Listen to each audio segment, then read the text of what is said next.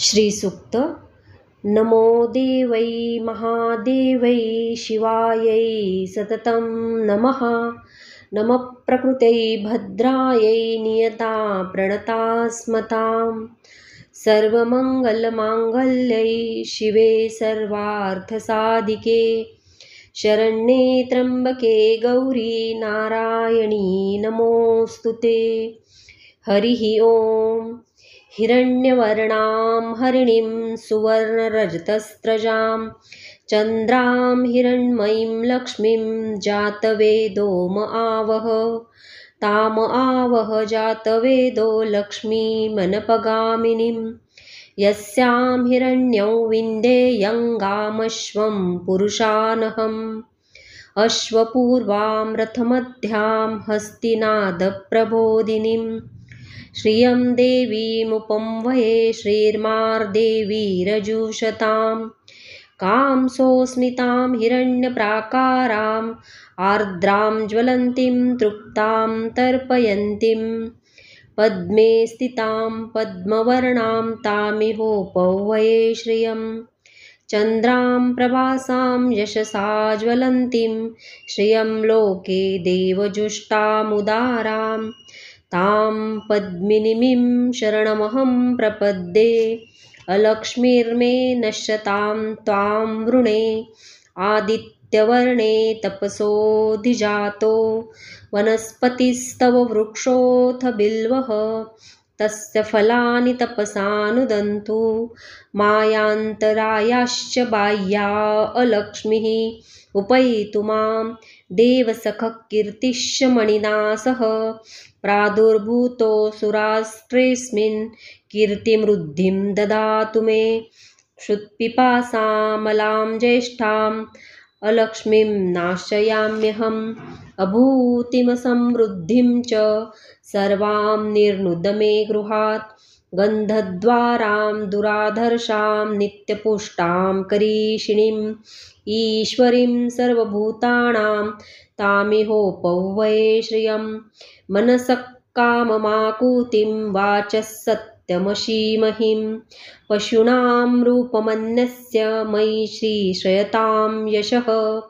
कर्दमेन प्रजाभूता मयि सम्भव कर्दम।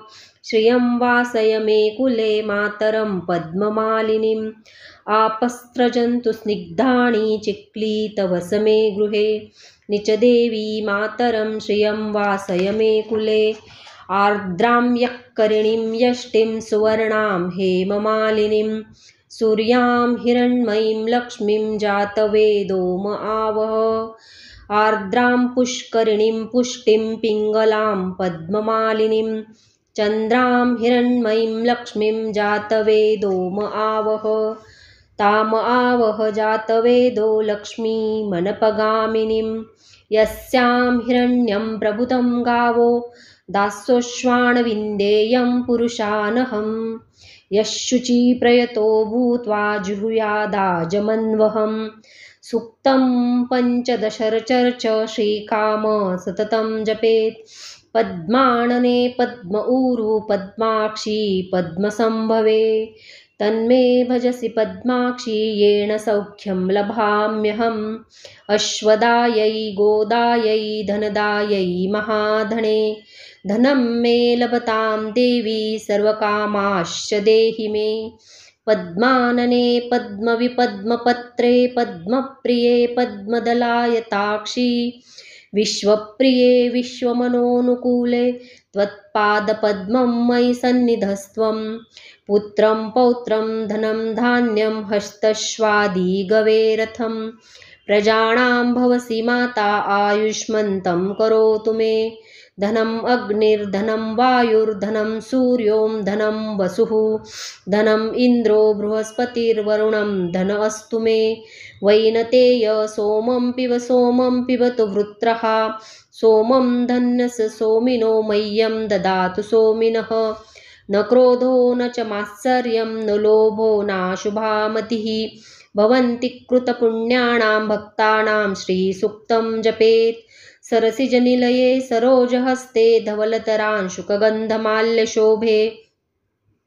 भगवति हरिवल्लभे मनोज्ञे त्रिभुवनभूतिकरी प्रसीद मह्यं विष्णुपत्नीं क्षमां देवीं माधवीं माधवप्रियां लक्ष्मीं प्रियसखीं देवीं नमाम्य अच्युतवल्लभां महालक्ष्मी च विद्महे विष्णुपत्नी च धीमहि तन्नो लक्ष्मी प्रचोदयात् श्रीवर्चस्वम् आयुष्यम् आरोग्यम् आविधात् शोभमानं महीयते धान्यं धनं पशुं बहुपुत्रलाभं शतसंवत्सरं दीर्घमायुः।